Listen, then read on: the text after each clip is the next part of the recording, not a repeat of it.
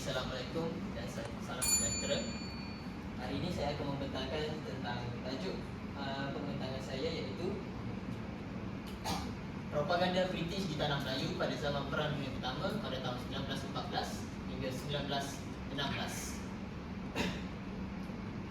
Kita pergi pada pengenalan dahulu. Pada zaman Perang Dunia Pertama, pihak negara luar Tanah Melayu merupakan salah satu negara naungan di bawah pemerintahan British. Jadi disebabkan oleh perang antara British dengan Jerman, Jerman telah mengancam ancaman propaganda terhadap negeri-negeri bawah naungan British, iaitu Tanah Melayu. Jadi dengan tindakan itu, pihak British pun membalas propaganda kepada Tanah Melayu untuk membanteras ancaman-ancaman propaganda daripada negara luar. Propaganda secara umumnya bermaksud dakwah, ideologi ataupun pendapat yang dihebahkan untuk mempengaruhi masyarakat awam. Sesuatu propaganda ini cenderung untuk menggalakkan sokongan kepada pihak yang menyebarkan propaganda, walaupun kebenaran propaganda tersebut boleh dipersoalkan. Tujuan kajian yang saya rujuk adalah: pertama, mengenal pasti usaha British dalam menyebarkan propaganda untuk mendapatkan sokongan masyarakat awam di Tanah Melayu pada zaman Perang Dunia Pertama. Dan yang kedua adalah menghuraikan bentuk saluran propaganda yang digunakan oleh British untuk mendapatkan sokongan masyarakat di Tanah Melayu pada zaman Perang Dunia Pertama. Kita pergi pada tujuan yang pertama, iaitu mengenal pasti usaha British dalam menyebarkan propaganda. Iaitu yang pertama adalah sokongan Raja Melayu terhadap British merupakan salah satu usaha pertama British bagi mendapatkan sokongan masyarakat awam. Yang kedua, merangka sesuatu peristiharan perang untuk ditandatangani. Contohnya adalah Selangor Sekretariat 54/1914.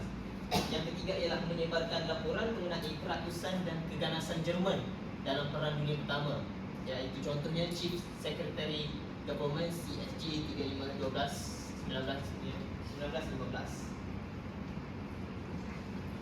Tujuan kajian yang kedua pula, iaitu menguraikan bentuk dan saluran propaganda yang digunakan oleh British, ialah yang pertama, akhbar tempatan seperti The Times of Malaya and Planters and Miners Gazette banyak menyebarkan kenyataan tentang kekejaman Jerman.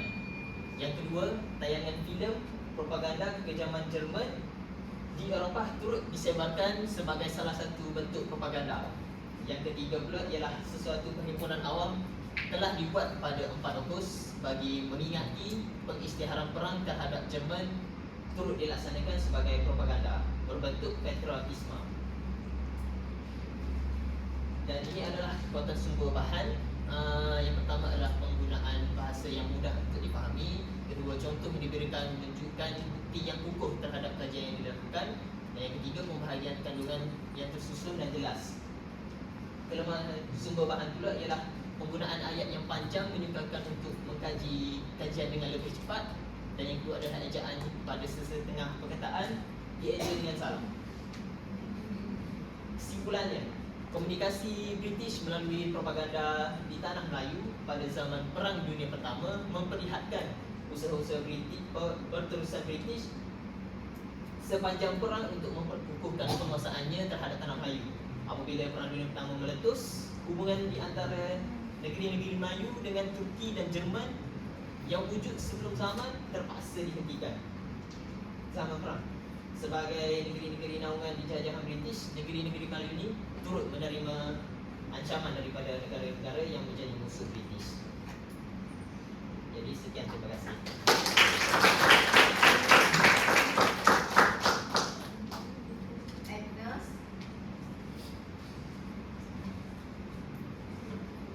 Salam sejahtera.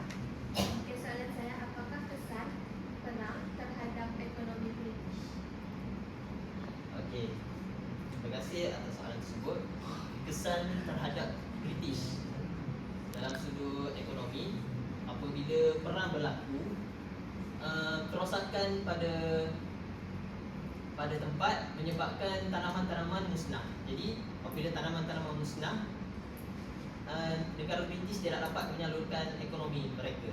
Jadi disebabkan itu ekonomi mereka akan merudum, disebabkan tidak boleh menjadi ekonomi.